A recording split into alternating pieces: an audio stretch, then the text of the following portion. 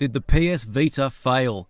Unfortunately, the answer is a resounding yes, but more than that, the Vita died from the hands of its own creator, Sony. After the successful PSP, what made Sony all but forget its 2011 handheld, and why was it left to rot with little to no support from Sony or large third parties? With the PS Vita launching towards the end of the PS3 generation, and it still being a young system at the launch of the PS4 generation, let's take a look back at this handheld powerhouse and ask the question, why did the PS Vita fail? What's up everyone, this is Max Power and thanks for joining me on Maxed Out. From the sales to software, features and the treatment of the handheld by Sony, how will the PS Vita be remembered? Let's get to the video.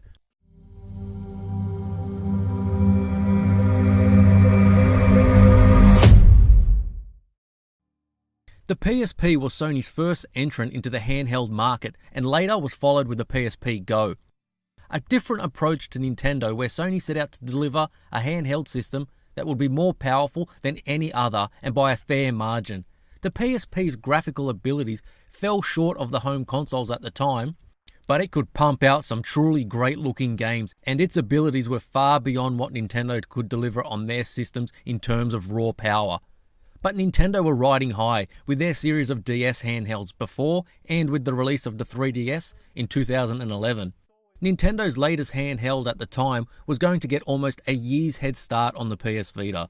Surprisingly, the 3DS actually had a price drop within 6 months of its release, dropping from $250 US, the same price the Vita would be at launch later in the year, to $170 US. This cheaper price, cheaper memory card solution and its huge library of games was a very attractive proposition for gamers. In contrast, the Vita would not have a price drop until 2013, where the price fell to $199 US. But it seemed like Sony was already in the stages of giving up on the system. This is the perfect time to bring up what is perhaps the biggest complaint against the system and a core reason for it not being more successful. The reason relates to the PS Vita memory card solution. If this was the solution that Sony thought was the way to go, then they made a monumental mistake.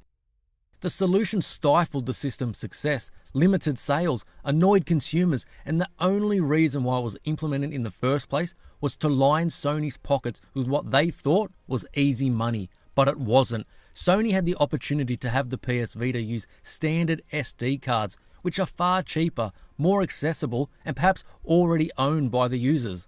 But instead, they chose once again to use proprietary memory cards. These weren't optional and are required for the Vita to store software and saved games. But the greater problem was their cost. To put it in perspective, the 32GB card at the time of launch had an asking price of $120 US, which was almost half the cost of the system itself. This alone would have turned off many consumers, as to buy the handheld and the 32GB card was $370 US combined at release. A 4GB card at the time cost $30 US, but considering the larger game sizes, anything less than 16GB wasn't going to suffice for a user wanting their games to be digital. The memory card prices were around 4 to 5 times the cost of the equivalent SD card. The Vita memory cards are still very expensive today, and harder to come by. Sony had the chance to give consumers a powerful handheld that rivaled its console counterparts and deliver the great gaming experiences they had in the living room to an on-the-go gamer, and they delivered it, but the cost to entry was greater than what many gamers were prepared to pay. Between the poor sales, which resembled the failure of the Wii U, and the huge mobile gaming market, Sony slowly and quietly pushed the Vita more and more into the background as it focused solely on the much more successful PS4. It was a forgotten system by the very people who should have been pushing it along and making sure it was supported and made it into a success. Sony found the rise of mobile gaming on smartphones too much to compete, and they were unwilling to spend time, money, and other resources towards a system which wasn't finding favor with consumers. Sony found the industry had changed a lot since the days of the PSP, and it was too much for them to stay in the game. Yoshida, the president of Sony Worldwide Studios, stated back in 2015 that the climate is not healthy in the mobile market when asked about a possible sequel to the PS Vita, with Sony opting to direct its attention more towards the PS4.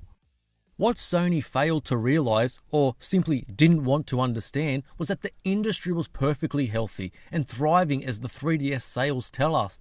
Sure, the market had changed and mobile gaming was now more of a force to contend with, but the gaming market had become even larger and it was there for Sony to take their share of it.